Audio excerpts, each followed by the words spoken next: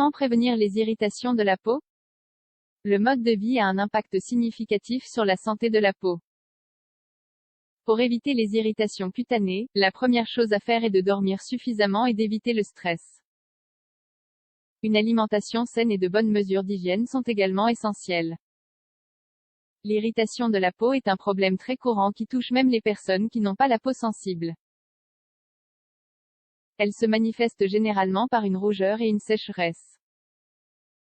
Cependant, certaines personnes ressentent également une légère sensation de démangeaison et de tiraillement dans la région. La peau est un organe dynamique qui peut parfois réagir à des stimuli qui n'avaient auparavant aucun effet. Le froid, la chaleur, l'humidité ou l'absence d'humidisensation. C'est pourquoi, à cette occasion, nous vous disons ce qu'il faut faire pour prévenir ce problème. Prenez-en note. Peau et irritation. La peau est le plus grand organe du corps et, selon une publication du Health and Safety Executive en anglais, elle agit comme une interface entre le corps humain et l'environnement extérieur. Elle est composée de 3 couches, l'épiderme, le derme et l'hypoderme. Tous 3 travaillent ensemble pour remplir les fonctions de la peau, qui sont les suivantes. Protection, elle agit comme une barrière protectrice contre les traumatismes, les agents toxiques, les radiations et les micro-organismes, entre autres. Sensation, l'organe du sens du toucher. Biosynthèse, à l'aide de la lumière du soleil, elle transforme certaines substances en vitamine D, par exemple. Immunité, peut induire des réponses immunitaires. Homéostasie, elle équilibre l'échange de substances avec l'environnement et aide à réguler la température. Une éruption cutanée est appelée irritation de la peau si elle n'est pas spécifique. Cela signifie qu'elle n'a pas toujours les mêmes causes et ne produit pas toujours les mêmes manifestations. En tout cas, les preuves cliniques indiquent que, fondamentalement, elle génère des rougeurs et des inflammations et, rarement, des démangeaisons. Il ne faut pas la confondre avec une réaction allergique. Principale cause d'irritation de la peau. Il existe de nombreux facteurs et agents qui peuvent provoquer une irritation de la peau. Parmi les plus courants, on peut citer les suivants. Produits de toilette, certains savons ou lessives provoquent des irritations de la peau chez les personnes sensibles. Cosmétiques, ils ont parfois le même effet que les produits de toilette.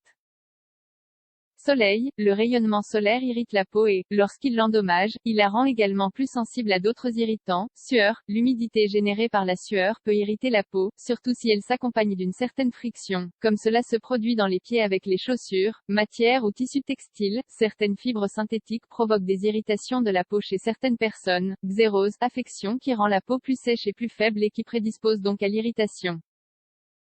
Elle provoque également des démangeaisons, qui entraînent des grattements et des irritations de la peau. Dermatite atopique, ce problème rend la peau plus perméable aux irritants. Allergie, l'irritation de la peau est un symptôme courant des réactions allergiques. Substances chimiques. Mesures visant à prévenir l'irritation de la peau. Il est essentiel de respecter des règles d'hygiène appropriées pour éviter les irritations cutanées. Si vous avez la peau délicate, il est préférable d'utiliser un savon médicamenteux ou neutre.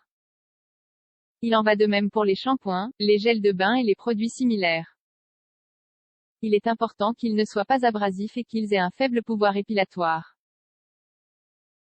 De même, il est plus pratique de prendre une douche plutôt qu'un bain. Sécher sa peau est tout aussi important que se baigner. Utilisez une serviette en coton et ne vous frottez pas la peau, mais asséchez-la plutôt en la tapotant. Si nécessaire, utilisez un sèche-cheveux pour éliminer toute humidité résiduelle. Les vêtements trop serrés, surtout s'ils sont faits de tissu synthétique, ne conviennent pas. Il est préférable de porter des vêtements amples faits de tissu naturel, comme le coton. Il n'est pas non plus bon de passer soudainement d'un environnement chaud à un environnement froid. Une alimentation saine et un bon état émotionnel contribuent également à maintenir la peau en bonne santé. D'autres mesures sont fortement recommandées, surtout si vous souffrez fréquemment d'irritation cutanée. Ces mesures sont les suivantes. Masque apaisant et hydratant, il est pratique de l'appliquer 2 fois par semaine.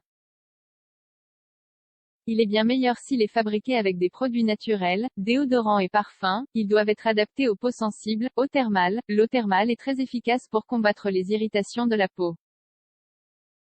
Utilisation d'un écran solaire, il est indispensable, il est préférable qu'il soit médicamenté. Quand consulter un médecin? Bien que l'irritation de la peau ne soit pas une maladie dangereuse, il faut prêter une attention particulière à certains symptômes importants. Selon un article de la clinique Mayo, en espagnol, un médecin doit être consulté dans les cas suivants.